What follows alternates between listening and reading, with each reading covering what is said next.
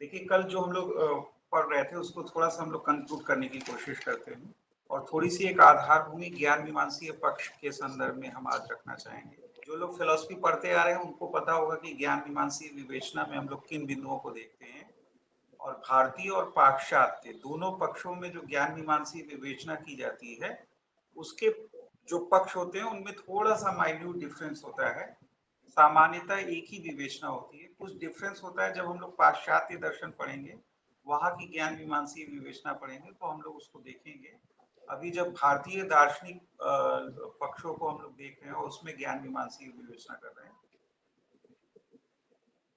जैसे हम लोग बौद्धिज्म में करके आए हैं, तो यहाँ पर हम लोग एक सामान्य बिंदुओं को देखने की कोशिश करेंगे कि ज्ञान मीमांसीय विवेचना में हम लोग किन बिंदुओं को देखते हैं, क्या विवेचित करते हैं, उसकी एक आधारभूमि हम स्पष्ट करेंगे। आधारभूमि हम पहले स्पष्ट कर दे रहे हैं क्योंकि सामान्य तौर पे हम लोग ज्ञान मीमांसीय विवेचना ही देखने वाले हैं। कल की क्लास चूंकि बहुत छोटी हो गई थी, 25-30 मिनट की, आज की क्लास भी छोटी है किन्हीं कारणों से, तो थोड़ा सा तत्व मीमांसीय विवेचना बची हुई है तो उसको तो हम 10-15 मिनट में खत्म कर देंगे। तो पहले ज्ञान मीमांसीय विवेचना में आप लोग जान लीजिए कि किन पक्षों को हम लोग देखते हैं भारतीय दार्शनिक दृष्टिकोण से।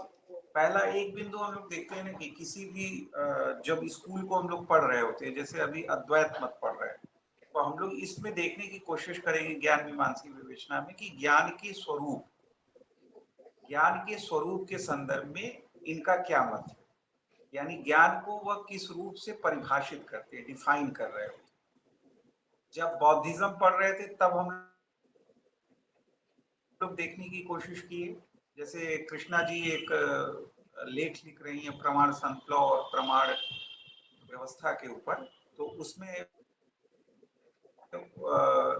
ज्ञान को किस रूप में वो परिभाषित किए, प्रमा रूप ज्ञान को, वो सारी चीजें वो देख रही होंगी। तो इसी तरह डिटेल में हम लोग जब बौद्धिज्म पढ़े थे तो वहां हम लोग ज्ञान के स्वरूप को डिफाइन किए थे कि बौद्धिज्म में किस प्रकार ज्ञान के स्वरूप को डिफाइन किया जाता है और ज्ञान को किस रूप में परिभाषित किया गया है। तो यही जो प्रक्रिया चली आ रही है, जो लोग भी फिलॉसफी के बैकग्राउंड के नहीं उनके लिए थोड़ा महत्वपूर्ण हो जाता है कि वह ये देख लें कि ज्ञान मीमांसीय विवेचना में किन बिंदुओं को देखा जाता है। तो एक बिंदु तो ये देखा जाता है।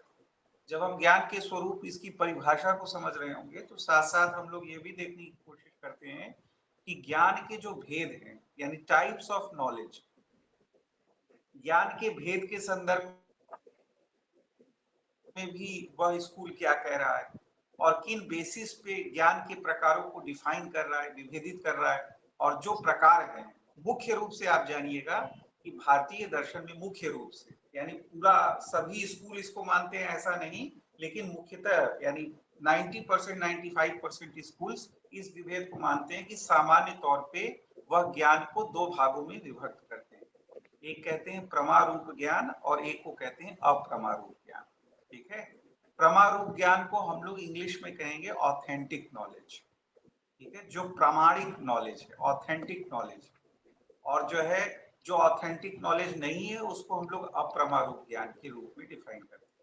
तो जब ज्ञान का विभेद कर रहे होते हैं ज्ञान के स्वरूप और परिभाषा के साथ, तो यहाँ पर प्रमारूप ज्ञान के लक्षण, कैरेक्टरिस्टिक्स, और अप्रमारूप ज्ञान के लक्षण, उसके कैरेक्टरिस्टिक्स को डिफाइन किया जाता है। ये सारी चीजें डिफाइन की जाती है। तो ये भी हम लोग देखेंगे जब ज्ञान मीमांसीय विवेचना करेंगे। बौद्धिज्म में देखे थे, अद्वैत मत में भी देखेंगे ज्ञान के संदर्भ में। ठीक है, तो आप लोग इन बिंदुओं को नोट करते रहिए या अपने चेतन और चेतन में इसको रखते रहिए।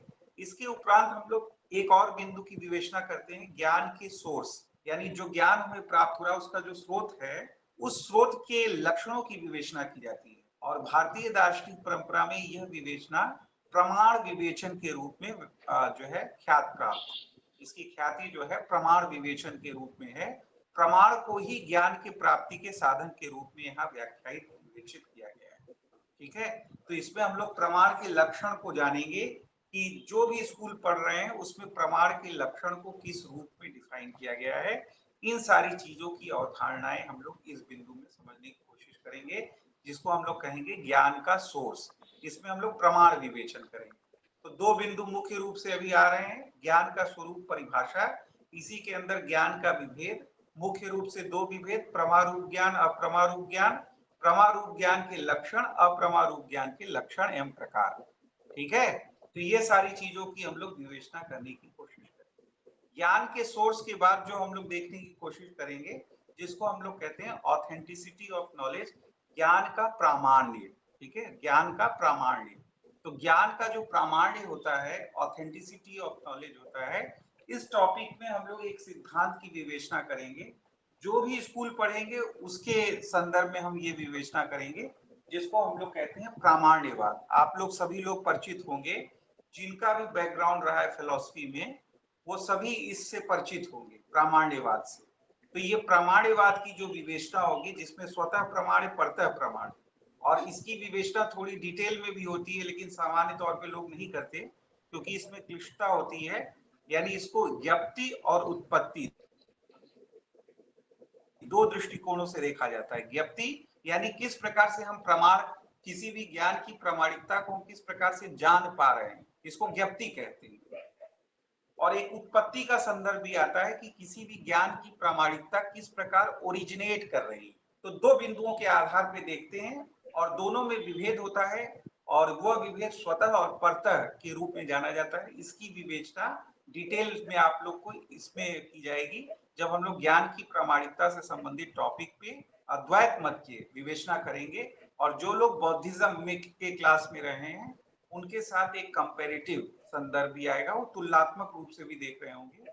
अभी ये विवेचना जस्ट स्टार्ट हुई है, तो मेरा, हम तो अनुरोध ही कर सकते हैं आप लोग से, मेरा अनुरोध होगा आप लोग से कि जिसको कहेंगे कि हाथ जोड़ के सविनय निवेदन होगा आप लोग से कि जो लोग भी बौद्धिज्म के क्लास में नहीं रहे हैं, वह बौद्धिज्म को थोड़ा सा देख लेंगे, और वीडियोस हम अपलोड कराने की कोशिश कर रहे हैं, आजकल में वो अपलोड हो जाए। कल तो अपलोड हो जाएगी, मैं समझ संडे को अपलोड हो जाएगी। आप लोग उन वीडियोस को देख के, नोटिंग बना के, आप लोग थोड़ी सी तैयारी कर ले, ताकि जब अद्वैत मत में हम ज्ञान मीमांसा विवेचना को पढ़ा रहे होंगे, तो आप एक तुलनात्मक संदर्भ देख पाएंगे। ठीक है, जब तक आप कंपैरिजन करने की स्थिति में नहीं आएंगे, तब तक स्पष्ट, जिसको कहते हैं अवधारणा, वह बन नहीं पाएगी।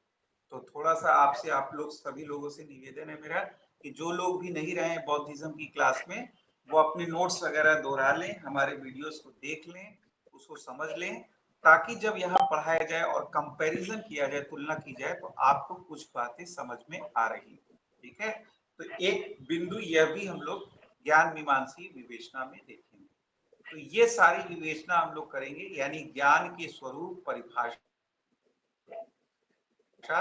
ज्ञान का भेद, जिसमें प्रमारूप ज्ञान, अप्रमारूप ज्ञान, इनके प्रकार एवं लक्षण, इनको देखेंगे। ज्ञान के सोर्स, जिसमें हम लोग प्रमाण विवेचन करेंगे कि कोई दर्शन या दार्शनिक स्कूल कितने प्रमाणों की संख्या को स्वीकार कर रहा है, और उसमें अनेक प्रकार की विवेचनाएं होंगी। जैसे प्रत्यक्ष को मान रहा है, तो प्रत्यक्ष को मान रहा है तो उसको परिभाषित भी किया गया होगा। जैसे आप लोग न्याय दर्शन में पढ़ते हैं, तो वहां पे तो पॉपुलर है परिभाषा जो बार बार पूछी जाती है, इंद्रियार्थ निकर्षोत्पन्नम अव्यपदेशम अव्यभिचारी ज्ञानम प्रत्यक्षम। इस रूप में ये परिभाषित किया गया है। फिर इसको और भी दार्शनिक है जो न्याय वैशेषिक दर्शन के, कोई कहता है ज्ञानाकर्णम ज्ञानम प्रत्यक्षम, ज्ञानाकर्णम ज्ञानम प्रत्यक्षम, या कुछ लोग कहते हैं साक्षात्कारिकत्वम ज्ञानम प्रत्यक्षम। इस रूप में वहां पे अनेक प्रकार की प्रत्यक्ष की परिभाषा दी गई है। तो इसी तरह हम लोग जब बौद्धिज्म में आए थे, तो यहाँ देखिए परिभाषा की, कल्पना पूर्णम ज्ञानम प्रत्यक्षम, कल्पना पूर्णम अभ्रांत ज्ञानम प्रत्यक्षम। तो इस प्रकार से परिभाषा दी गई। तो अद्वैत मत में भी कोई परिभाषा दी गई होगी, कोई डेफिनेशन दी गई होगी, कोई उसकी अवधारणा होगी, तो वो अवधारणा भी आपको बताई जाएगी। इसी प्रकार अनुमान, शब्द, उपमान, अर्थापत्ति, विवेचना की जाएगी। बौद्धिज्म में पढ़े थे तो वहां प्रत्यक्ष और अनुमान दो ही प्रमाण को माना जा रहा था, जो लोग भी पढ़े होंगे जानते होंगे। तो बाकी जो प्रमाण थे, प्रमाण ऐसा नहीं कि उनको नहीं माना जा रहा है, बल्कि उनको स्वतंत्र सोर्स के रूप में नहीं माना जा रहा है। मतलब उनकी स्थिति जो है स्वतंत्र प्रमाण के रूप में नहीं है, उसका अंतर्भाव वह प्रत्यक्ष या अनुमान में कर देते हैं बौद्धिज्म वाले। तो किस में करते हैं, जैसे उपमान का किस में करते हैं, प्रत्यक्ष में करते हैं कि अनुमान में करते हैं। अगर किसी में करते हैं तो उसके पीछे की अवधारणा होगी कोई, तो उस अवधारणाओं को हम लोग विस्तार पूर्वक समझने की कोशिश करेंगे। ज्ञान मीमांसा विवेचना के कोई पक्ष को हम छोड़ेंगे नहीं, और इस कोई भी प्रश्न जो आप लोग के यूजीसी नेट जेआरएफ इंटरव्यू या कहीं पे भी आएगा, आप लोग सक्षम होंगे उत्तर देने के बाद, ये मेरा पूर्ण विश्वास है और मेरा अनुभव है जो पढ़ाने का, उस अनुभव से हम बता रहे हैं। और जिस तरह के कंटेंट को आपको प्रस्तुत किया जाएगा, आप लोग समझेंगे कि वो कंटेंट जो है आप लोगों को कितना प्रभावी महसूस होगा। तो आने वाला समय वो बताएगा, जैसे जैसे हम प्रस्तुत करते जाएंगे सारी विवेचनाओं को। और लास्ट बिंदु जो हम कह रहे थे कि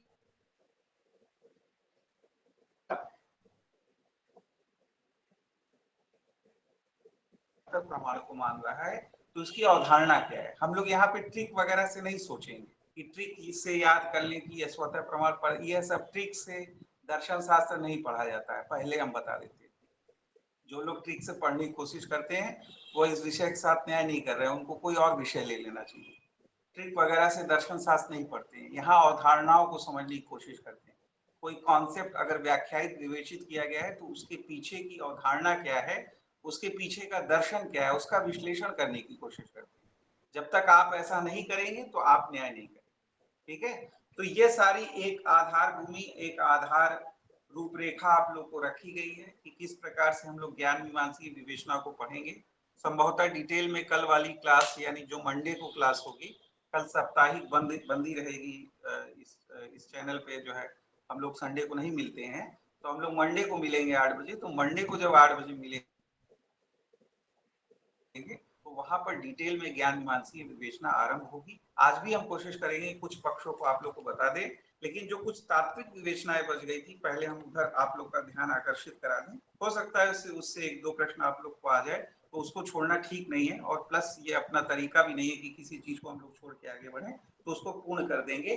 जैसा कि आप लोग को स्मृति होगी कि कल के क्लास में हम लोग क्या कहे थे कि ईश्वर को ब्रह्म के सर्वोच्च आभास के रूप में स्वीकार किया गया है। आदि गुरु शंकराचार्य के दर्शन में ईश्वर को ब्रह्म के सर्वोच्च आभास के रूप में स्वीकार किया गया है। और यह अवधारणा रखी गई है कि माया की उपाधि से युक्त होकर ही जो पर ब्रह्म है वह ईश्वर के रूप में अवभाषित होता है, और जो ईश्वर है वह माया के प्रभाव से या माया से युक्त होकर जीव और जगत के रूप में हमें अवभाषित होता है। ये सारी अवधारणाएं कल रखी गई थी।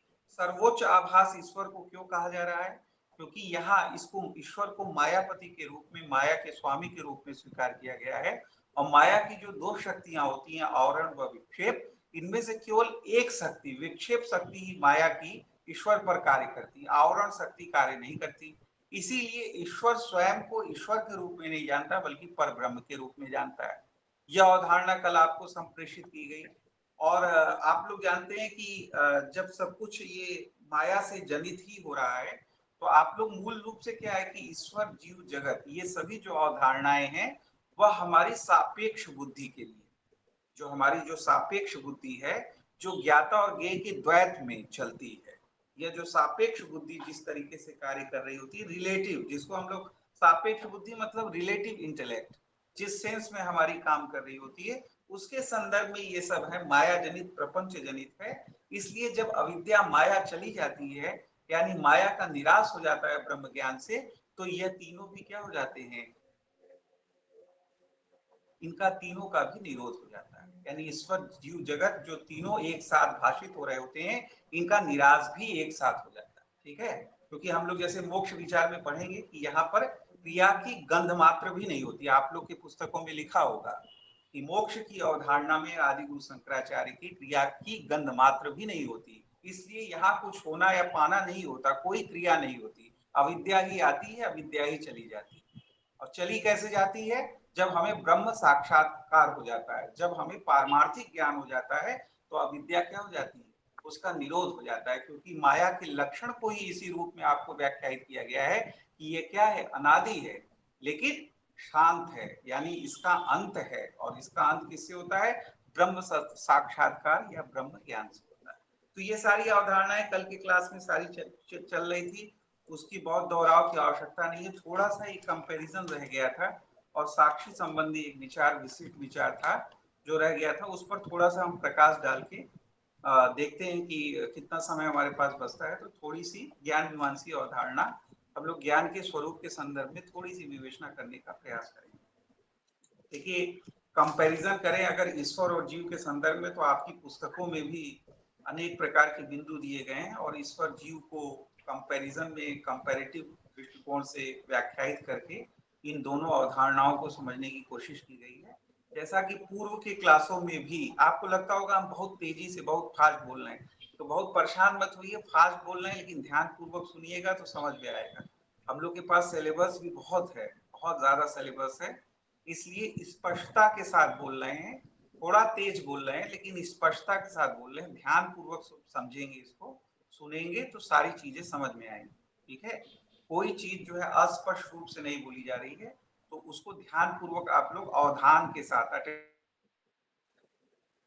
अटेंशन के साथ क्लास में बने रहें, तो ये सारी चीजें आपको समझ में आएंगी। क्योंकि सिलेबस बहुत है हम लोग का, तो हम लोग को स्पीड को भी ध्यान में रखना है। ऐसा नहीं कि बहुत स्लो हम लोग चलते रहे और बहुत सारे लक्ष्य हम लोग के पीछे छूट जाए, इसीलिए थोड़ा सा हम लोग फास्ट मोड में हम पढ़ा रहे हैं। हम इसी मोड में लगभग चलते हैं, थोड़ा सा इससे स्लो चलते हैं, लेकिन अभी चूंकि क्लासेस हम लोग के छोटे छोटे हो रहे हैं, इसलिए हम थोड़ा सा स्पीड अपनी फास्ट कर दिए हैं, तो आप लोग परेशान मत होइए।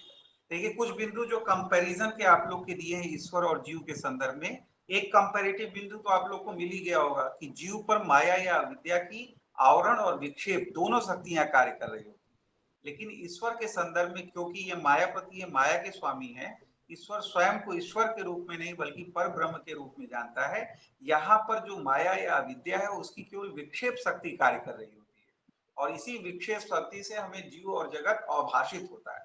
क्योंकि आरंभिक रूप से ये बार बार आपको बताया जा रहा है कि माया की उपाधि से युक्त होकर परब्रह्म ईश्वर के रूप में अवभाषित होता है, और ईश्वर माया से प्रभावित होकर या माया की विक्षेप शक्ति से जीव और जगत के रूप में अवभाषित होता है। तो यहाँ पर जो आवरण शक्ति है वह कार्य नहीं कर रही होती है। तो यह जीव और ईश्वर में अगर कंपैरिजन करेंगे तो आपको एक डिफरेंस दिखाई देगा। फिर एक डिफरेंस क्या दिखाई देता है कि जो माया शक्ति ईश्वर में रहती है, या जो माया शक्ति ईश्वर के साथ जुड़ी रहती है, वह उसके शुद्ध सत्व मात्र से जुड़ा रहता है। यानी जो माया त्रिगुणात्मक होती है, यानी सत्व रज और तम, जैसे हम लोग कहते हैं ना कि सांख्य योग दर्शन का जो प्रकृति संबंधी विचार है, वही यहाँ पर क्या है, माया संबंधी विचार है। लेकिन अंतर कहाँ हो जाता है, वहां पर एक स्वतंत्र तत्व के रूप में प्रकृति को स्वीकार किया गया, लेकिन यहाँ माया क्या है, माया ब्रह्म पर आश्रित है। ठीक है, माया ब्रह्म पर आश्रित है, यहाँ स्वतंत्र तत्व के रूप में स्वीकार नहीं किया गया, लेकिन कैरेक्टरिस्टिक्स इसके मिलते हैं प्रकृति के साथ। तो जैसे वहां प्रकृति क्या है, त्रिगुणात्मक है, तो यहाँ पर भी माया त्रिगुणात्मक होती है। लेकिन माया त्रिगुणात्मक जरूर होती है, माया में आवरण और विक्षेप शक्ति जरूर होती है, लेकिन ईश्वर के साथ थोड़ा सा डिफरेंस होता है। अब ये इनकी सब अवधारणा है और इनकी अपनी हाइपोथेसिस कह सकते हैं, ये हाइपोथेसिस है। इनकी जो लिमिटेशंस है इस पे हम चर्चा करेंगे आप लोग को, जस्ट ज्ञान मीमांसा पढ़ाने के बाद। आचार मीमांसा यानी मोक्ष संबंधी विचार पढ़ाने से पूर्व हम इनके दर्शन की लिमिटेशंस आपको बताएंगे, ताकि आप लोग को ये क्लियरिटी रहे कि आप लोग को कोई ये चीज न लगे कि बहुत सारी कॉन्ट्राडिक्टरी चीजें और बहुत सारी चीजें ऐसी बताई गई हैं जो हमको, जिसको कहते हैं डाइजेस्ट नहीं हो रही। तो ऐसा कुछ नहीं है, बहुत सारी चीजें अपने तरीके से अपने दर्शन की सीमा में रहते हुए सभी लोग व्याख्यायित करते हैं। भारतीय दार्शनिक परंपरा में नहीं, पाश्चात्य दार्शनिक परंपरा में भी हर एक दर्शन की अपनी लिमिटेशन है, आप लोग जानते ही हो। कांट की भी प्रखर आलोचना होती है, सबकी आलोचना होती है, तो सबकी अपनी लिमिटेशंस होती है। क्यों? क्योंकि हम लोग अपनी सापेक्ष बुद्धि से जब भी कोई ऐसी चीज जानने की कोशिश करेंगे जो हमारी बुद्धि से परे चली जाती है, जो हमारी बुद्धि की कोटियों के ऊपर चली जाती है, और हम वहां तक अपनी समझ को नहीं पहुंचा सकते, तो इस प्रकार की लिमिटेशंस आने लगती हैं। ठीक है, इस प्रकार की लिमिटेशंस हमारे समक्ष आने लगती हैं, इस प्रकार के अनेक प्रकार की समस्याएं हमारे अंदर आने लगती हैं। तो इससे आप लोग को परेशान होने की जरूरत नहीं है। ठीक है, तो अब जो दो बिंदु आप लोग को बता दिए कि एक तो ये कि जो माया या अविद्या का जो विक्षेप पक्ष है, यही ईश्वर के साथ जुड़ता है, जबकि जीव के साथ माया अविद्या का आवरण और विक्षेप दोनों पक्ष जुड़ रहा होता है। इसी प्रकार जो माया त्रिगुणात्मक होती है, इसके शुद्ध सत्व मात्र से ईश्वर जुड़ता है। यानी ईश्वर में माया का शुद्ध सत्व मात्र होता है, जबकि जीव में जो है वह माया का त्रिगुणात्मक पक्ष होता है, यानी सत्व, रज और तम तीनों पक्ष होता है। तो यह भी एक डिफरेंस है ईश्वर और जीव के संदर्भ में। यह सारी चीजों को आप समझते रहिएगा। एक डिफरेंस ये भी है जो आपके पुस्तकों में व्याख्यायित किया गया है, एज इट इज हम बता दे रहे हैं कि ईश्वर के देहादि को, यानी ईश्वर का जो देह शरीर होता है उसको दिव्य और चिन्मय स्वीकार किया गया है, और जबकि जीव का जो शरीर होता है, जो बद्ध जीव है उसका जो शरीर होता है वह क्या होता है, भौतिक स्वीकार किया गया। तो आप लोग ये जानिएगा ना कि ये जो जीव जब जब जब ये जीव पद प्रयुक्त हो रहा है आप लोग के समक्ष में, तो ये जीव जो है बद्ध जीव के संदर्भ में हो रहा है। ठीक है, यह जीव क्या है, बद्ध जीव के संदर्भ में हो रहा है, जो माया जनित है, माया के अवभास से आ रहा है। क्योंकि वस्तुतः जो है हम लोग जानते हैं कि जीव ब्रह्म ही है, और ईश्वर भी क्या है, स्वयं को ईश्वर के रूप में नहीं जानता, ब्रह्म के रूप में जानता है। और जगत की स्थिति क्या बता दी गई है, इसको बता दिया गया है कि ये प्राकृतिकी है, इसका निराश हो जाता है। यानी जब हम मोक्ष प्राप्त करेंगे तो हम क्या हो जाएंगे, ब्रह्म के साथ एकाकार हो जाएंगे। पहले भी थे लेकिन एकाकार हो गए, एकाकार हो गए क्योंकि अविद्या चली गई। ईश्वर भी क्या हो गया, पर ब्रह्म है, क्योंकि वो पर ब्रह्म है ही है, लेकिन माया के प्रभाव के कारण हमें ईश्वर के रूप में वो भाषित हो रहा है। और जगत क्या हो जाएगा, निर्सित हो जाएगा, जगत का निराश हो जाएगा। क्यों, क्योंकि इसकी सत्ता प्रातीतिक है। ठीक है, ईश्वर और जीव इनकी सत्ता प्रातीतिक है क्या, नहीं, इनकी सत्ता प्रातीतिक नहीं है। ठीक है, जीव भी मूलतः क्या है, जीव भी स्वरूपतः क्या है, ब्रह्म ही है। ईश्वर भी स्वरूपतः क्या है, पर ब्रह्म ही है। लेकिन जगत क्या है, प्रातीतिक है, प्रपंच है, मिथ्या है, अनिर्वचनीय है। तो ये क्या हो जाएगा, पारमार्थिक ज्ञान से ये क्या हो जाएगा, निर्सित हो जाएगा, इसका निरोध हो जाएगा। इसीलिए कहते हैं लोग, जो आप लोग सामान्य शब्दावली में कहते हैं, यार ढेर जगत प्रपंच में मत पड़ा। देसी भाषा में बोलते हैं ना, ढेर जगत के प्रपंच में मत पड़ा, ढेर माया के चक्कर में पड़वा तो पगला ही जीव। नहीं बोलते ऐसे, ये इसी संदर्भ में बोल रहे हो। ये जगत क्या है, ये प्रपंच रूप है, ये प्रपंच है, प्रातीतिक है, इसका निरसन होना ही है। लेकिन जीव तो क्या है, स्वरूपता क्या है, ब्रह्म ही है। जैसे ही माया हटेगी, अविद्या हटेगी, हम एकाकार हो जाएंगे। जो घटाकाश है वो महाकाश में क्या हो जाएगा, विलीन हो जाएगा। ठीक है, सुनने के बाद विलीन होने की कोशिश मत करिएगा आप लोग, क्योंकि वो एक प्रक्रिया के तहत होगा, ऐसे नहीं विलीन होगा वो, उसके लिए बड़ा प्रयास करना पड़ता है। और वो प्रयास जो है क्या क्या हो सकता है, उन सब की व्याख्या हर एक दर्शन में की गई है। ठीक है, जिसकी इच्छा हो वो प्रयास कर सकता है, जिसके ऊपर ईश्वर भगवत कृपा होगी, किसी का आशीर्वाद होगा, गुरुजन का आशीर्वाद होगा, ईश्वर का आशीर्वाद होगा, और जिसको कहते हैं कि उसके जीवन में वो प्रारब्ध होगा तो वह उसकी प्राप्ति कर लेगा। ठीक है, आप सोच के, कई लोग निकलते हैं घर से, मोक्ष पाएंगे, मोक्ष के लिए जाएंगे, और फिर लौट के आओ जो है सांसारी और भोगी बन के लौट आते हैं, तो उस चक्कर में आप लोग पड़ पड़ेगा। तो आप लोग ये अब ये समझ गए, ये तीन बातों को आप लोग समझ गए। अब देखिएगा कि चौथी बात, एक और जो बात आप लोग को दिया गया है कंक्लूजन के तौर पे, हम कह दें जीव और ईश्वर के संदर्भ में, कि कहीं कहीं अद्वैत दर्शन में आदि गुरु शंकराचार्य ने भी इसको व्याख्यायित करने की कोशिश की है।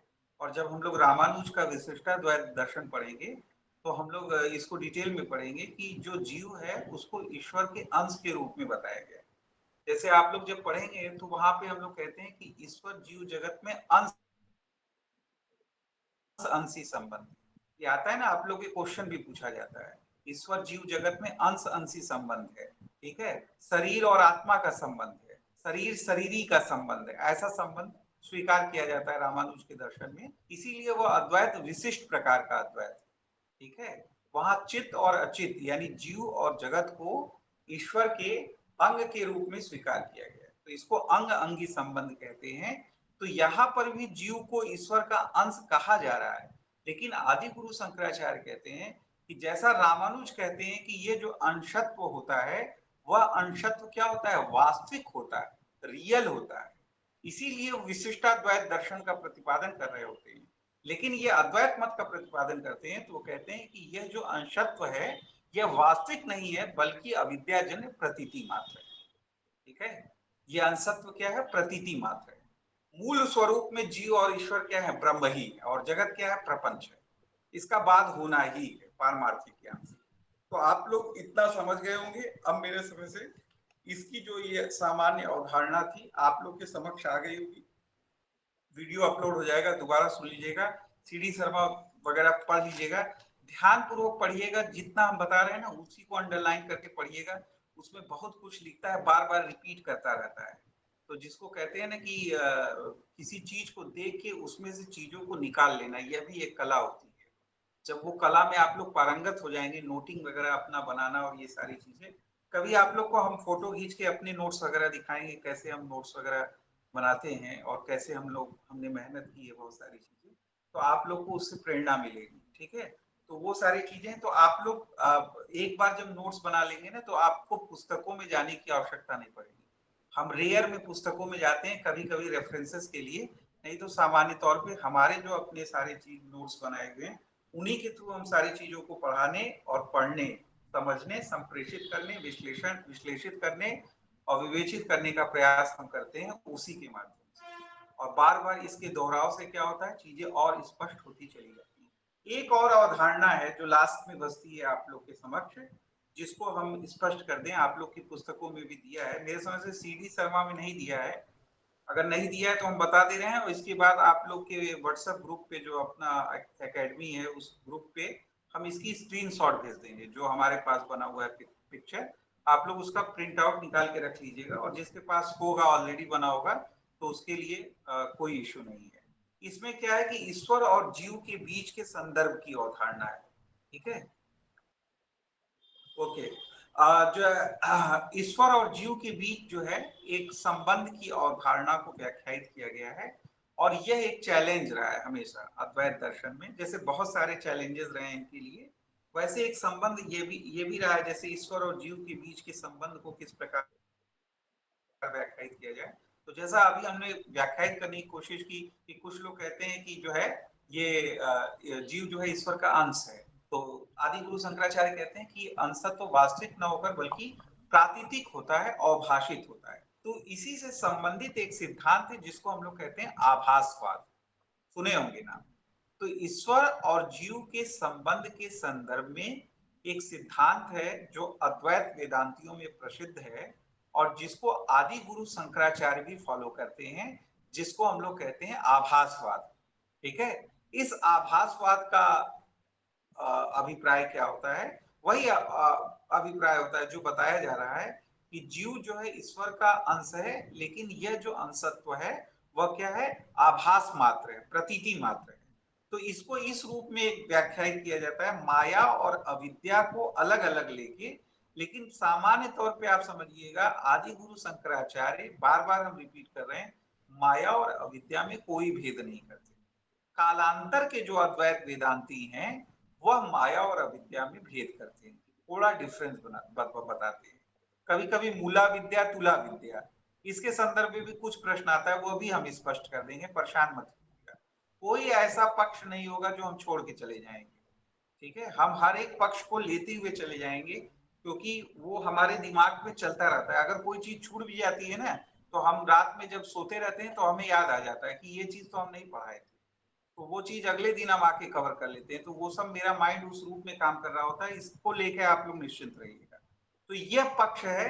तो कभी कभी आपके पुस्तकों में या जगह जगह व्याख्यायित है कि ब्रह्म का जब आभास माया के संदर्भ में हम देखते हैं तो इसको हम ईश्वर के रूप में देखते हैं, ठीक है। यानी ब्रह्म का जब माया के कारण जब ब्रह्म अवभाषित होता है तो हम उसको ईश्वर के रूप में देख रहे होते हैं। और इसी प्रकार व्याख्यायित किया गया है कि जब अविद्या के कारण ब्रह्म अवभाषित होता है तो हम उसको जीव के रूप में देख रहे होते हैं।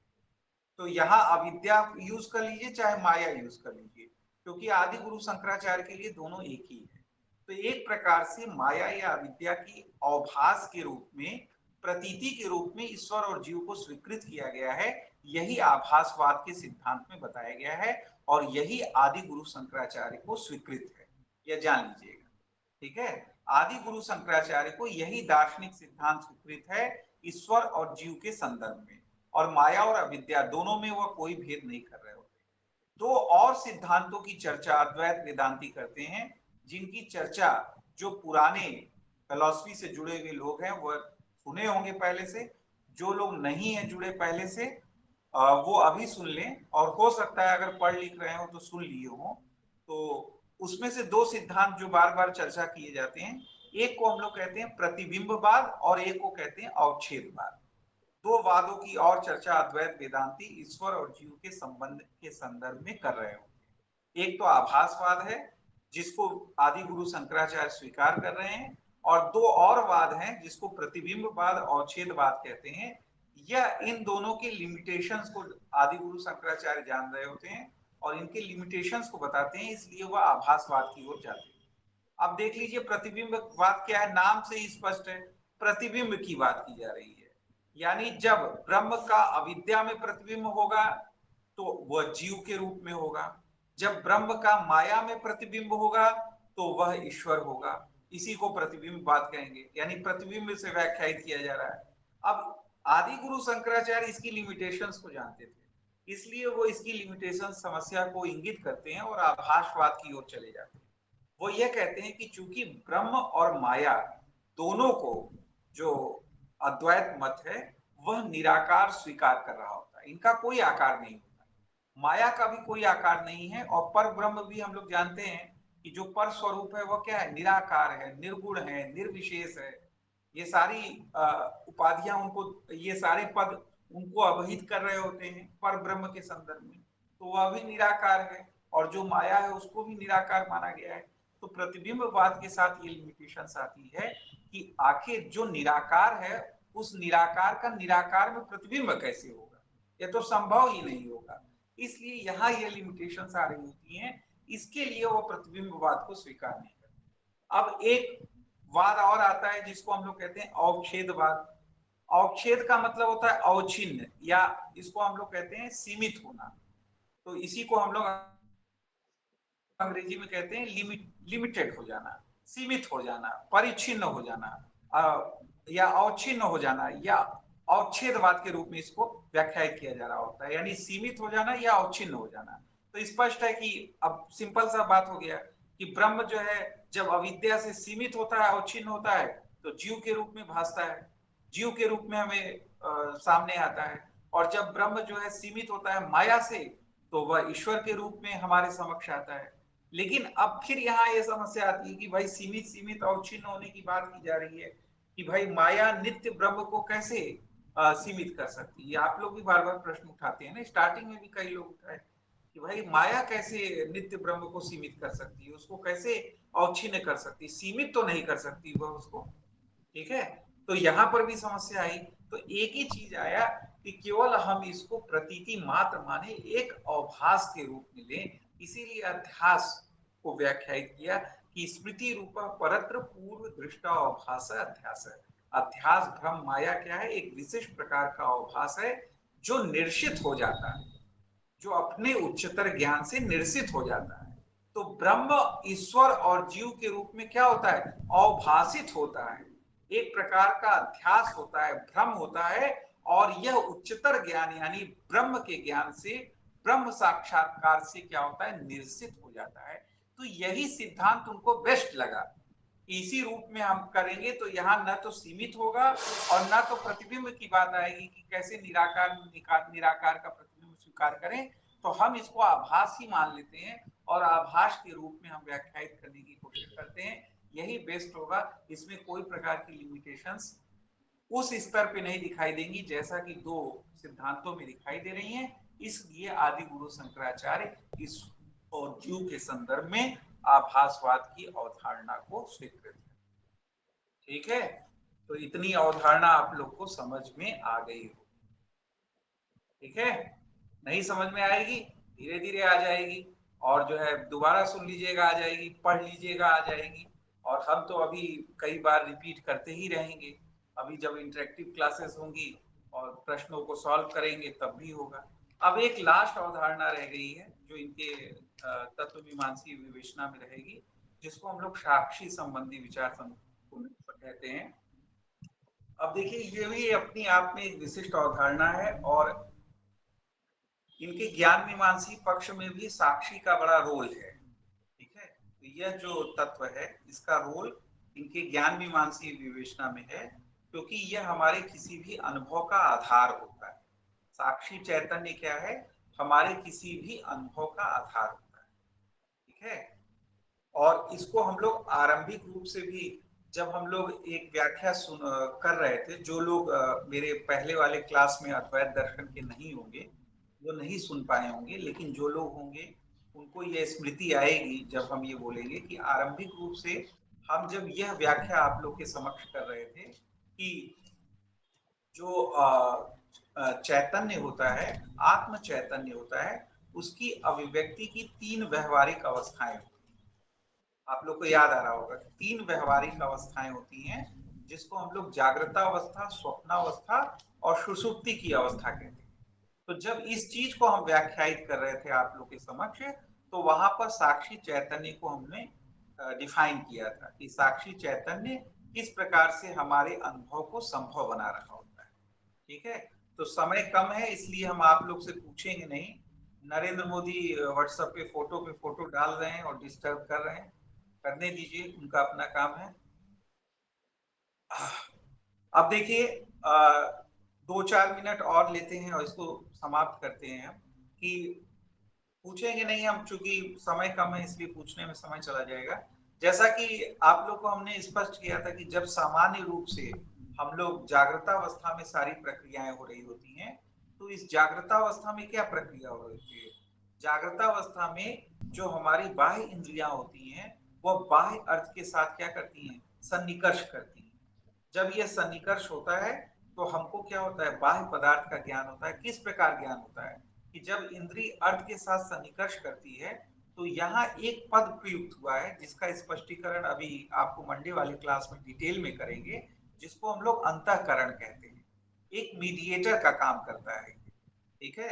ये आत्मा और इंद्रिय के बीच, ध्यान दीजिएगा, अंतःकरण जो पद प्रयुक्त किया जा रहा है, जिसको अंग्रेजी में हम लोग शायद कॉन्साइंस कहते हैं, जो लोग कॉन्साइंस ही कहते हैं, क्या कहेंगे इसको, क्या उच्चारण होगा इसका? जो भी कहते हैं, अंतःकरण जो कहते हैं, जिसको कहते हैं ना अपने अंतःकरण से बोलो, अपने अंतःकरण से सोचो। ये बार बार सामान्य भाषा में नहीं आता है। यार अपनी अंतःकरण की पुकार सुनो, ऐसे भी बोलते हैं कई लोग। अरे यार अंतःकरण की पुकार सुनो भाई, कैसे क्या कर रहे हो, ये ठीक नहीं कर रहे हो, ये सारी बातें आती है ना। तो ये जो अंतःकरण पद आता है ना, यह एक विशिष्ट अर्थ में प्रयुक्त हुआ है और सांख्य योग दर्शन में तो प्रयुक्त हुआ ही है। यानी सांख्य योग दर्शन में भी अंतःकरण पद प्रयुक्त हुआ है, जहां बुद्धि, अहंकार और मन, इंट्यूशन नहीं कहते हैं इसको, इंट्यूशन अंतर प्रज्ञा कहते हैं, कॉन्साइंस ही कहते हैं इसको। ये स्पष्ट उच्चारण में अगर कोई त्रुटि होगी तो जो अंग्रेजी वाले होंगे देख लेंगे, कॉन्साइंस ही कहते हैं इसको, यानी इसको अंतःकरण कहते हैं। तो हम लोग जैसे गौड़पादाचार्य में भी देखे थे कि मन या बुद्धि के संदर्भ में ही अंतःकरण पद का प्रयोग कर रहे हो। ठीक है। तो यहाँ अद्वैत मत में हम लोग मन और बुद्धि, इंटेलेक्ट के लिए ही किसका प्रयोग कर रहे होते हैं?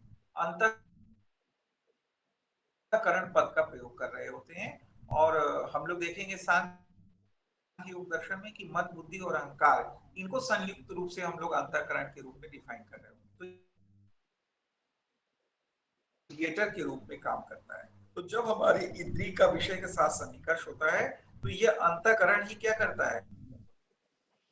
उस विषय के आकार को ग्रहण करके एक वृत्ति का रूप धारण करता है। और ये जो वृत्ति रूप पदार्थ जिसके रूप में अंतःकरण ढल गया है, उसको उसका रूप ग्रहण कर लेता है विषय का, इसी वृत्ति के ऊपर हमारा किसका प्रकाश पड़ता है? साक्षी चैतन्य का प्रकाश पड़ता है। तो हमको उस बाह्य अर्थ का यानी वृत्ति रूप पदार्थ का ज्ञान प्राप्त हो जाता है। तो आप देख रहे हैं कि साक्षी चैतन्य का क्या रोल आ रहा है। इसको आप समझ पा रहे हैं कि साक्षी चैतन्य का क्या रोल आ रहा है, किस प्रकार ये साक्षी चैतन्य हमारे ज्ञान को संभव बना रहा है। इसीलिए अनुभव के आधार के रूप में इसको स्वीकार किया गया। ठीक है। इसी प्रकार हम लोग देखें कि जागृतावस्था में कभी कभी हम जो है किसी बाह्य अर्थ का तो वो नहीं कर रहे होते हैं, लेकिन हम कभी कभी क्या करते हैं कि थिंकिंग में चले जाते हैं। जैसे किसी एकांत जगह पे जाके सोचने विचारने लगते हैं, तो वहां अंतःकरण क्या करता है? सीधे हमारे मन के जो भाव हैं, जो मन अनेक प्रकार के भावों को उत्पन्न कर रहा होता है, उनके साथ सन्निकर्ष करता है। और ये जो सन्निकर्ष से जो स्वरूप सामने आता है, इस स्वरूप के ऊपर साक्षी चैतन्य का प्रकाश पड़ता है तो हमें मानस पदार्थों का अनुभव होता है। तो यहाँ पर भी साक्षी चैतन्य अपना काम कर रहा होता है। और जब स्वप्नावस्था में हम लोग जाते हैं तो यहाँ कहते हैं कि यहाँ अंतःकरण जो है वह अकेले ही रहता है, स्वप्नावस्था में अपना कार्य कर रहा होता है और स्वयं अंतःकरण क्या करता है, मानस पदार्थों की कल्पना करता है। लेकिन जिन मानस पदार्थों की वह कल्पना कर रहा है अंतःकरण अकेले कार्य करके, वह भी सीधे साक्षी चैतन्य से, डायरेक्ट साक्षी चैतन्य से प्रकाशित होते हैं और हमें जो है वह स्वप्न का बोध हो रहा होता है। तो आप लोग ये देखते होंगे कि कभी कभी स्वप्न या सुसुप्ति अवस्था में जाने के बाद भी आपकी स्मृति तो नहीं जाती ना। कभी आप लोग ध्यान दिए हैं कि मान लीजिए कोई बेहोश हो गया, कोमा में चला गया, तो होता है ना 90-95% लौट के आने के बाद सबको पहचान लेते हैं ना।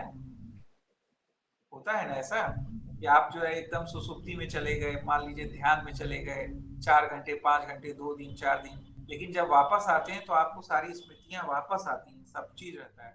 इसी प्रकार जब स्वप्नावस्था में रहते हैं, रात में स्वप्न देख रहे होते हैं, सुबह उठते हैं तो फिर होता है ना सब कुछ होश में आ जाते हैं ना कि कहाँ है क्या नहीं, क्या औकात है अपनी, सब कुछ समझ जाते हैं। तो वो कैसे हो जाता है, ये कैसे बना रहता है, इसी साक्षी चैतन्य के कारण ये संभव पाता है।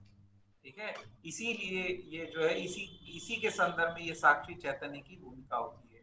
क्योंकि अगर हम सुसुप्ति में देखें तो न तो यहाँ पर बाह्य होता है और न ही मानस विषय होते हैं, इन दोनों का भी अभाव होता है। और जो अंतःकरण है वह किसी मनोभाव की कल्पना नहीं करता, बल्कि क्या होता है, अविद्या में लीन होता है, यानी एक प्रकार के अज्ञान की अवस्था होती है। लेकिन फिर भी कहा जाता है कि सुसुप्ति में भी हम कैसे मानते हैं कि हम जो है जिंदा हैं या हमारा जीवन तो बना रहता है, क्योंकि यहाँ पर अविद्या नष्ट नहीं होती और यहाँ पर जो है साक्षी चैतन्य बना रहता है। इसी वजह से जब सुसुप्ति से भी हम लौटते हैं तो सारी चीजें एज इट इज फिर से रिकॉल हो जाती है। तो ये साक्षी चैतन्य वहां पर उपस्थित रहता है, इस रूप में ये हमारे अनुभव को संभव बना रहा होता है। तो इससे दो कार्य हुए, एक तो साक्षी चैतन्य करने के विषय में कुछ बेसिक जानकारी आपको प्राप्त हो गई, नंबर 1। और दूसरा, अभी जो आप लोग को मंडे से जो ज्ञान मीमांसी विवेचना पढ़ाई जाएगी, उस ज्ञान मीमांसी विवेचना के संदर्भ में जो ज्ञान की प्रक्रिया परिघटित होती है उसके संदर्भ में एक जानकारी प्राप्त हो गई कि वहां पर ज्ञान किस प्रकार से हो रहा होता है और तीनों अवस्थाओं में कैसे हो रहा होता है, इसकी जानकारी आप लोग को मिल गई। जागृतावस्था, स्वप्नावस्था और सुसुप्ति, और साक्षी चैतन्य और अंतःकरण का क्या रोल होता है, कैसे सारी चीजें परिघटित होती हैं, इसकी एक सामान्य जानकारी मिल गई। और थोड़ी डिटेल जानकारी आपको मंडे वाले ज्ञान मीमांसी विवेचना वाले क्लासेस में मिल जाएगी। साक्षी चैतन्य के संदर्भ में कुछ बिंदु और हैं, क्योंकि समय की सीमा हम लांघ गए हैं और हमारा कुछ काम भी है जिसके कारण हम क्लास छोटी रखे थे, इसलिए आज हम वाणी को विराम दे रहे हैं। थोड़ा सा और साक्षी चैतन्य के बारे में मंडे को बता के हम लोग ज्ञान मीमांसी विवेचना की ओर बढ़ जाएंगे।